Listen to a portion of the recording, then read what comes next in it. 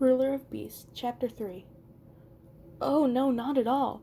exclaimed the lion hastily, sitting up straight and gesturing furiously at Cornelius, who leapt forward to pick bits of the tournament losers out of the lion's mane. "If only I'd known you were coming, I would have—" The lion waved a paw at his filthy matted fur. He did not want to seem ungrateful. She had helped him, Scare, Tin, and Dorothy get everything their hearts desired. But just like Scare said once in one of his overly long letters, she hasn't exactly given them any instruction on how to use their new gifts. "Don't trouble yourself, dear lion," Glinda said in her honeyed voice, although Cornelius was almost certain he saw a flicker of distaste in her eyes. "When I go to visit the kingdom of the beasts, I expect beasts," she giggled, and the lion relaxed. "Cornelius, make our guest comfortable," he ordered. How exactly Cornelius was supposed to do was unclear. He quickly dusted fur and the bones of an animal carcass, the lion's breakfast, away from an area of the lion's platform, and indicated that Glinda should sit before scampering off to find something for the witch to eat. Glinda looked down at the rough platform and actually frowned. The lion was too busy cleaning his paws to notice. "Sit, sit," he exclaimed, through a mouthful of fur. "Travel is so, cramping," Glinda replied. "I'm much more comfortable standing, dear lion, and anyway, I won't be here long. I have a message of the utmost importance for you, and a mission if you're up to it." "A mission?" The lion left his grooming to look up at Glinda quizzically. "What kind of mission?" "I've just come from the Emerald City, where I've been visiting with the Queen," Glinda exclaimed. "How is she?" Glinda blinked, and for the barest second the lion thought he saw a scowl flash across her face. "She's very well, of course," Glinda said a little coolly. "She's really settled into ruling like a duck to water, just born to run things." "She is part of the royal line," the lion pointed out. "And she lets you know it," Glinda giggled, but the smile didn't reach her eyes. "I thought I had so much to teach her, but really she just runs circles around the Scarecrow and me." "But the Scarecrow's on the countryside," the lion said. At first, the Scarecrow had sent him letters via Pixie Express, but the lion didn't always finish them. They were pages and pages long, filled with what he was learning, things that were well beyond the lion's brain. The lion couldn't help but think that Scare was trying to read his way back to the throne. "Yes, of course you know that he felt he had to go when he realized Ozma didn't have any use of him, and in fact I'm on my way back to my summer palace myself. Ozma certainly doesn't need me." This time there was no mistaking the irritation in her voice. The lion wondered what had happened back at the palace to set Glinda and Ozma at odds, but he knew better than to ask. Glinda might look kind, but she was powerful, and he'd seen her cruel side. He'd think twice before pushing her. Glinda quickly got her expression under control, and her voice returned to its habitual sweetness. "But I didn't come here to talk about boring old politics," she cooed. "I came here because I need you, dear lion, and only you, to help me with the most important project." The lion sat up straight again. "Me?" "That's exactly right. In fact, there's no one else in Oz who could possibly help me with what I need done. Can I rely on you, dear lion? On your courage and your utmost secrecy?" "Of course you can rely on my courage," the lion retorted, indignantly, wondering if she was trying to suggest the wizard's gift was insufficient. He hadn't lost the initial battle against Ginger's soldiers because he wasn't brave enough, but because he was outnumbered. Surely she remembered that. Glinda laid a soft, perfectly manicured hand on his paw. "Oh dear, now I've offended you. I didn't mean to imply you aren't the bravest lion in Oz, and what I'm asking for you will require more than just brawn. I need you to keep your mission a secret, and to conduct it with stealth." Glinda lowered her voice and gazed deeply into the lion's eyes. "Can you do that for me?" "Is it too much to ask?"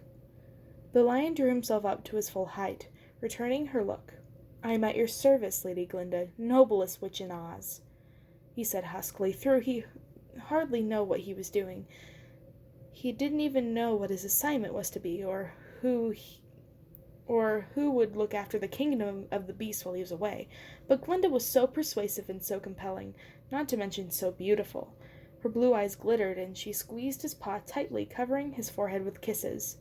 "Oh, I knew I could rely on you, my brave, wonderful lion!" she exclaimed, rapidly closing her eyes in pleasure. The lion couldn't see that Glinda was holding her nose as he kissed him.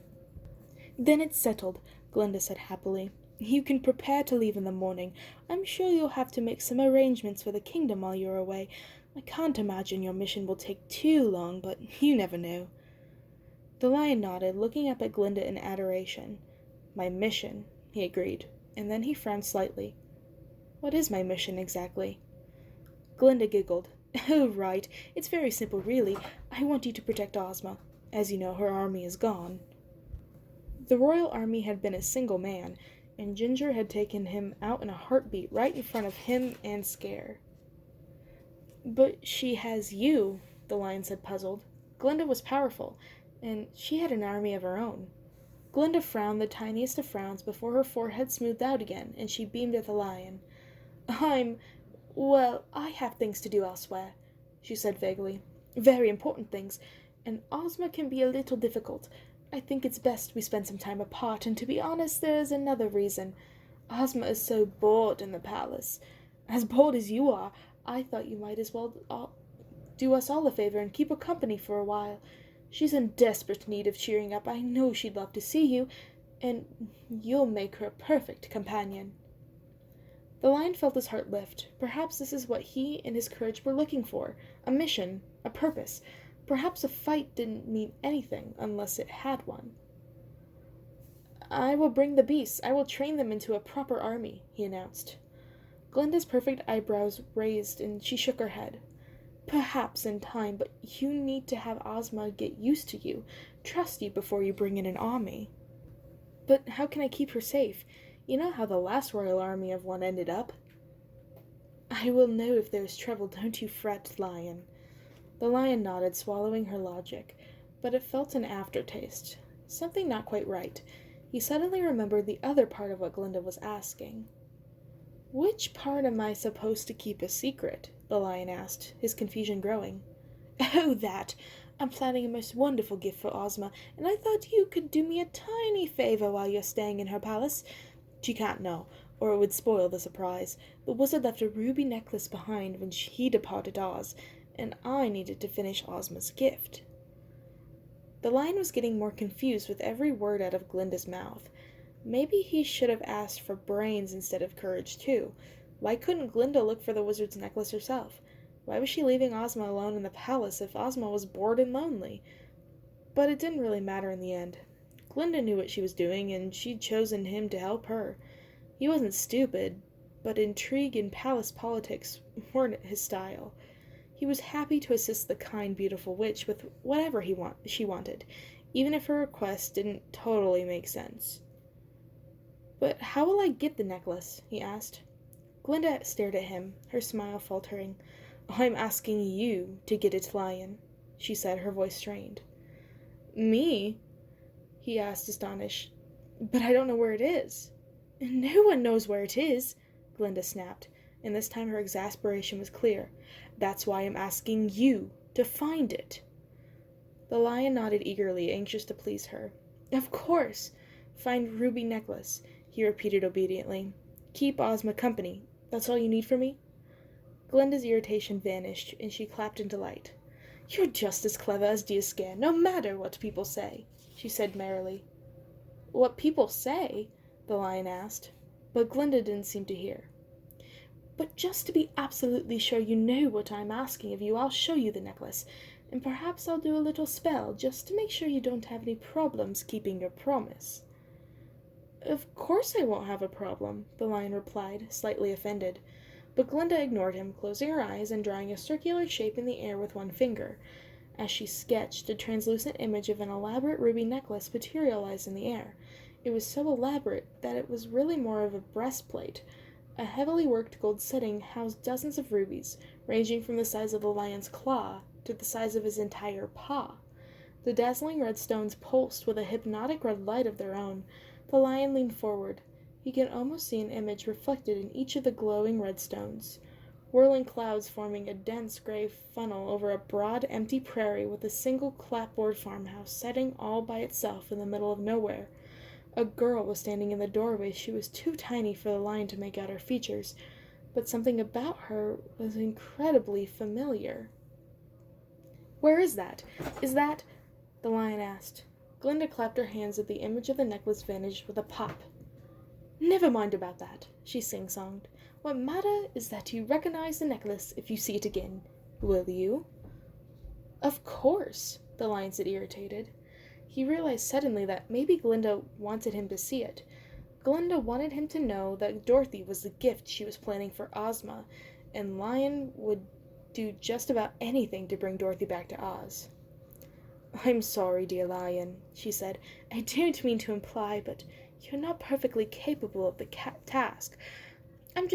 It's just so important for me to make Ozma happy, and I get stressed about the details." Something in her voice didn't entirely ring true, but the lion let it go. Before he knew it, both of Glinda's hands were resting on his head, bathing him in a throbbing pink light. "And now I bind you to your promise," the witch murmured. "Nexus necto a phoenix leo." The lion felt a creeping sensation, as if hundreds of tiny fleas were crawling through his fur. He tried to twist his head to nip at them, but he was frozen in place by Glinda's spell. The bugs were burrowing under his skin. He could feel them like tiny sparks burning through his coat. He roared in pain and surprise, but no sound came out of his open mouth. "All done," Glinda exclaimed, passing one hand over his head. He blinked. He was sitting on top of his platform in the Forest of the Beasts. A familiar woman standing in front of him with a blinding smile asphyxiated to her face. He knew her. He was supposed to be doing something. His skin burned briefly, and it all became clear. A vision of a ruby necklace hung glittering in the air before him, its powerful pull on him drawing him closer and closer. As he reached out a paw to touch it, the image burst in a shower of red sparkles. He had to find the necklace. He simply had to. It was a compulsion. Glinda, watching him, smiled and nodded. "Very good. Don't forget your quest." And then it all came flooding back. He was going to the Emerald City on an important errand for Glinda and the Good Witch. He'd help her find a magical necklace so that she could present it to Ozma, the Queen of Oz. He'd been specifically chosen for the critical task. His chest puffed outward with pride. It wasn't just anyone who Glinda handpicked for her special missions. At that very moment, Cornelius returned to the clearing, bearing a tray piled high with fruit. The tray looked as though it had been hastily woven together from leaves and branches, which it had, since the lion's subjects had very little use for dishes. Glinda delicately selected a few fresh dazzleberries, which exploded into bursts of tiny edible jewels in her hand.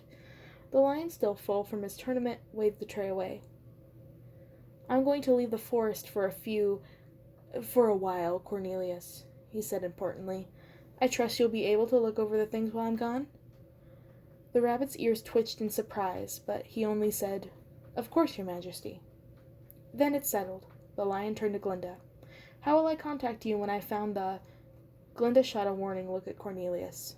"Cornelius is my most trusted advisor," the lion said. "If anyone knows, it's not a secret," Glinda said, and there was no mistaking the coldness in her voice this time. "Don't worry, Lion. I'll know you find it, and I'll know if you tell anyone other than me." Cornelius busied himself cleaning his whiskers, pretending not to listen. "Yes, Glinda," the lion said, trying not to show that she had rattled him. But surely keeping the bored young queen company and finding a necklace couldn't be anything too dangerous. Glinda would never do anything that wasn't in the best interest of Oz, or of Ozma herself. After all, Glinda was the one who had made Ozma the new queen, and more than that, more than anything, Ozma might be bringing his friend home. Maybe it was just wishful thinking, and his thinking, wishful or otherwise, had never been as smart as the Scarecrow's. But how much better would Oz be with Dorothy in it again? Glinda smiled, and just like that, she was a sweet, innocent witch again. Had the momentary flash of cruelty been his imagination after all? Already the air around her was sparkling, and her outline shimmered and began to fade. In moments she could see through her, as if she were a ghost. "Don't fail me, Lion," she called as he vanished.